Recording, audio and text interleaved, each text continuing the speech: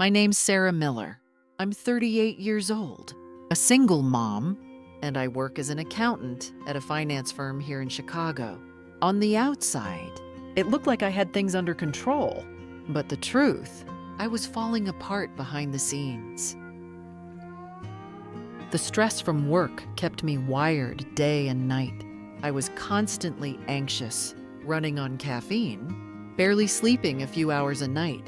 And when I couldn't cope, I turned to food, junk food, fast food, you name it. Before I knew it, I had gained a lot of weight. And then came the diagnosis, type 2 diabetes. That hit me like a ton of bricks. But the real wake-up call, one late night, hunched over my spreadsheets. I blacked out at my desk. When I opened my eyes, I was in the hospital, and the image I'll never forget is my 10-year-old son, tears streaming down his face, holding my hand, crying, "Mom, please don't leave me." In that moment, it hit me like a freight train. If I didn't change, I was going to lose everything: my health, my career, and the one person who matters most, my son. That was the turning point. And in this episode, I want to share with you the steps I took to calm my anxiety, get my sleep back, and slowly take control of my life again. If my story sounds familiar to you, stick around, because if I can do it, so can you. And hey, if this episode speaks to you, I'd be so grateful if you'd support The Truth MD. Hit follow, share it with a friend. It's a simple way to help more people break free from the cycle of stress and start building a healthier, more intentional life. After that night in the hospital, I kept asking myself, how did I even get here? And the truth is, it all started with work. As an accountant, tax season and end-of-quarter reports are brutal. Deadlines stack up. And suddenly, you're working 12, sometimes 14 hours a day.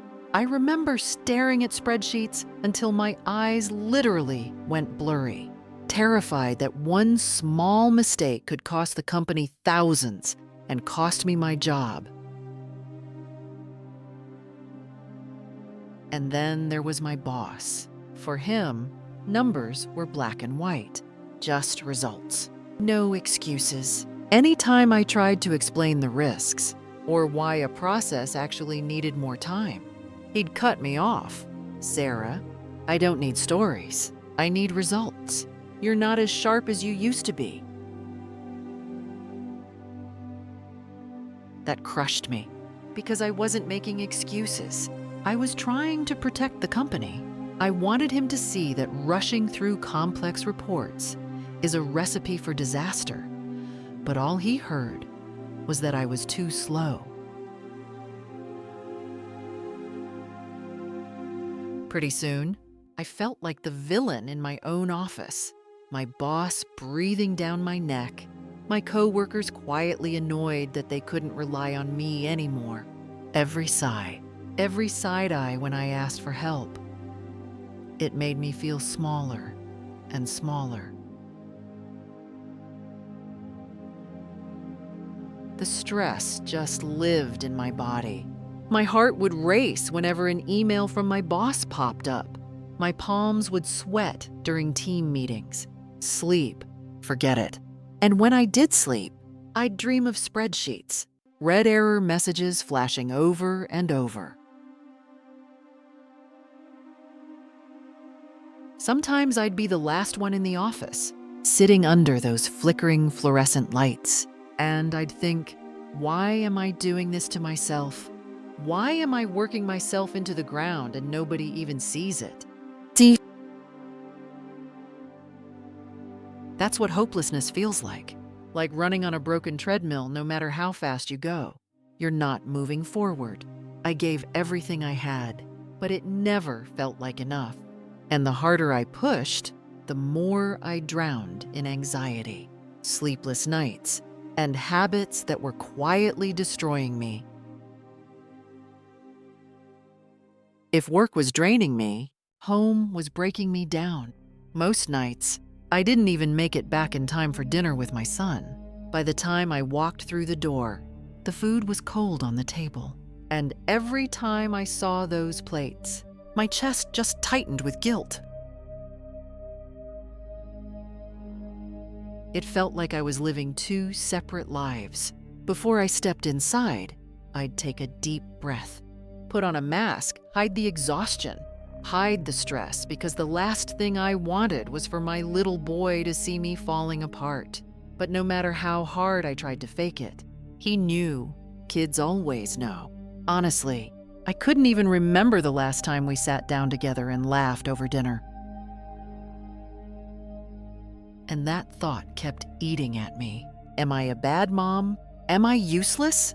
How can I be failing at work and failing at home at the same time?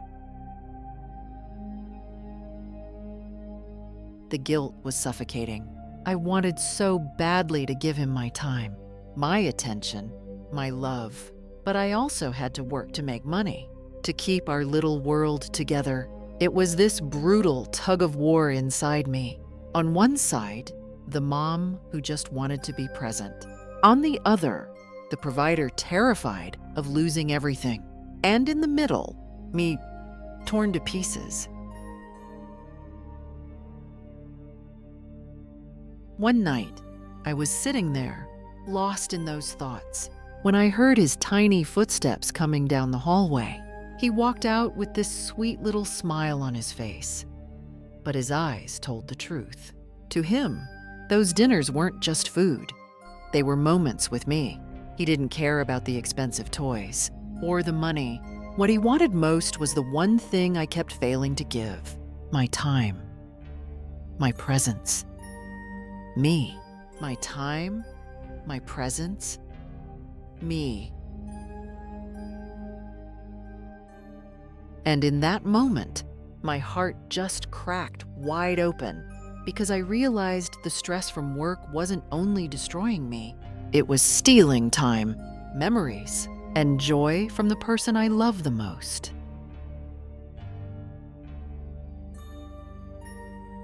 One night after I put my son to bed, I was sitting in the kitchen, completely wiped out, doom scrolling on my phone. I stumbled onto an article by Dr. Georgia Eady, a Harvard-trained psychiatrist who studies how food affects mental health, and one line stopped me cold. People need to understand how powerful nutrition can be for the brain. If you fuel it the wrong way, everything else gets worse. She explained that when you shift from a high-carb, high-insulin way of eating to a lower-carb, lower-insulin approach, your cells literally change how they take in and use energy. And because the brain is the hungriest organ we've got, that shift touches almost every chemical process inside your brain cells. Suddenly, my anxiety, my sleepless nights, the fog, it all made sense. I wasn't broken.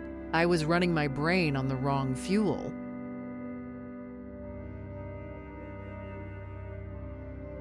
Then I read a line that hit home. It's like managing money. You don't build wealth by spending more. You build it by stopping the waste. Nutrition is the same. The real power is in cutting out what harms you. That clicked. I didn't need a perfect plan. I needed to stop the damage and start small.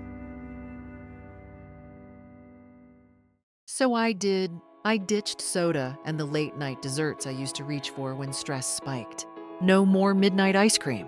No more anxiety cookies. I kept a pitcher of water and herbal tea on the counter, so there was always something better within reach. I stopped living off the vending machine at work. Chips and candy gave me a quick buzz, then wrecked me an hour later. I started packing simple things: boiled eggs, a handful of nuts, Greek yogurt, cut up veggies.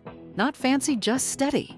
At dinner, I traded takeout pizza and pasta for real meals: grilled chicken or salmon, roasted vegetables, or a big salad with avocado and olive oil.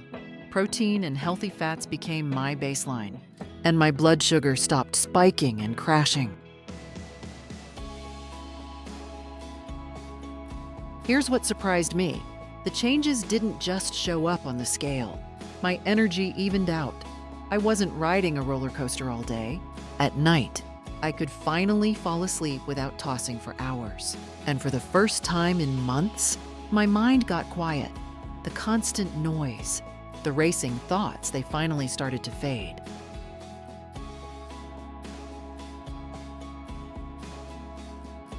Those tiny swaps, water instead of soda, real meals instead of junk. Healthy fats instead of empty carbs didn't just feed my body. They gave my brain what it had been starving for. And once I felt even the smallest bit of progress, I knew I could keep going.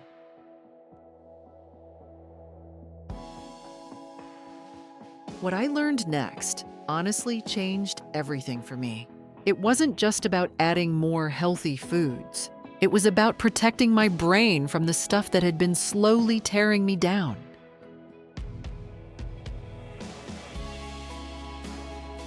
Here's the crazy part. You can't actually feel brain inflammation.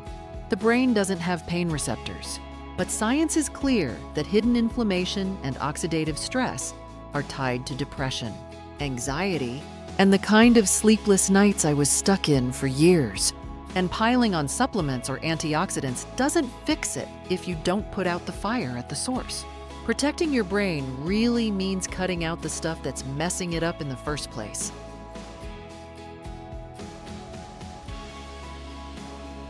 For me, that meant looking at all the things I thought were just normal. White bread and pasta that spiked my blood sugar. Seed oils hiding in dressings and takeout. Processed snacks that kept me wired and restless. Once I started cutting those out, it wasn't just eating clean. It was giving my brain a break, letting it actually calm down. And this wasn't just some idea I read on the internet.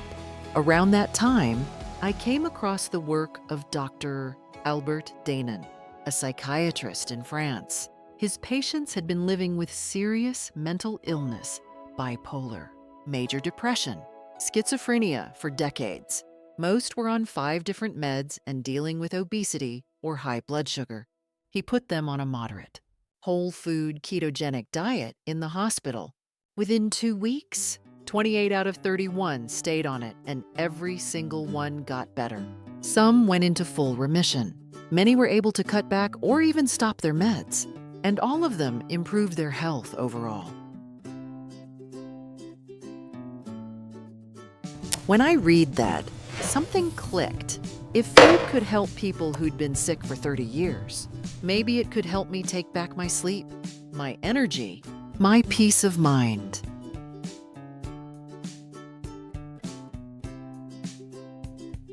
So I started making changes. Not chasing some perfect diet, but figuring out what worked for me, for my body, my crazy work schedule, and my life as a single mom. I swapped out foods that spiked my blood sugar, paid attention to how certain meals wrecked my sleep, and leaned into fats and proteins that actually kept me steady.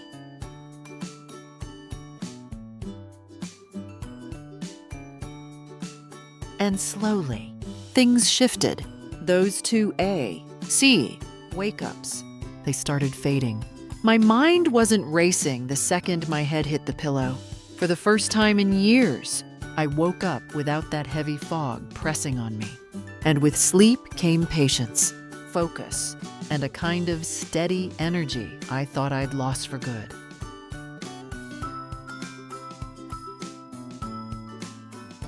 And here's the wild thing. It didn't just fix my nights, it completely changed my days. At work, I wasn't dragging anymore. I could actually sit with the spreadsheets without panicking over every cell. My boss stopped breathing down my neck.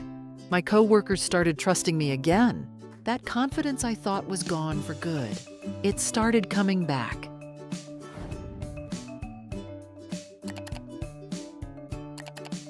But the real turning point happened at home. One night, instead of grabbing pizza or swinging by the drive-thru, I cooked. Nothing fancy, just grilled chicken, roasted sweet potatoes, and some veggies tossed in olive oil and garlic. When I called my son to the table, he looked at me like he couldn't believe it.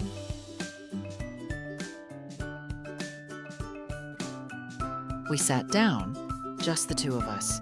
He picked up his fork, gave me this little smile, and said quietly, "Mom, it's been so long since we ate together. Eat." That line hit me like a punch in the chest, because he was right. I couldn't even remember the last time we'd sat down at that tiny kitchen table. I'd been so buried in deadlines and takeout bags that I'd let those moments slip away. But that night was different. We ate slow. We laughed about his day at school. And for the first time in months, I wasn't half there in my head. I was fully there, with him. And I'll tell you what, that was the best meal I've ever had. Not because of the food, but because of what it meant.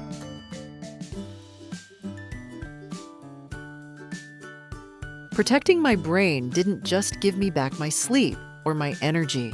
It gave me back my focus at work, my peace of mind, and most of all, those minutes at the dinner table with my son. Minutes I will never, ever take for granted again. If there's one thing this whole journey has taught me, it's this: anxiety, burnout, sleepless nights. They don't mean you're weak, and they don't mean you're broken.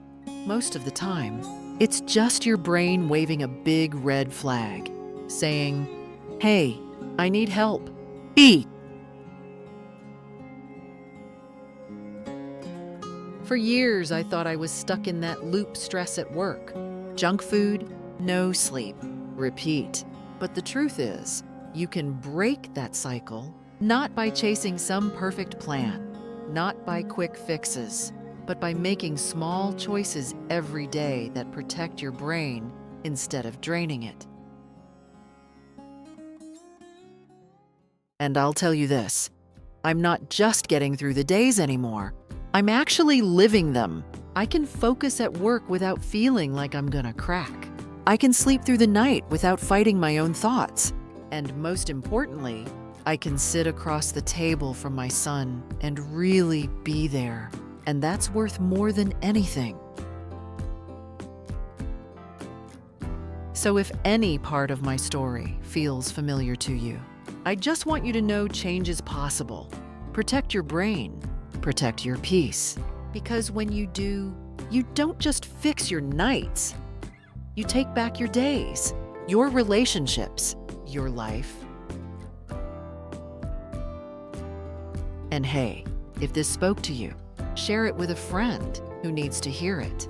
And hit follow on The Truth MD so we can keep building healthier, more intentional lives together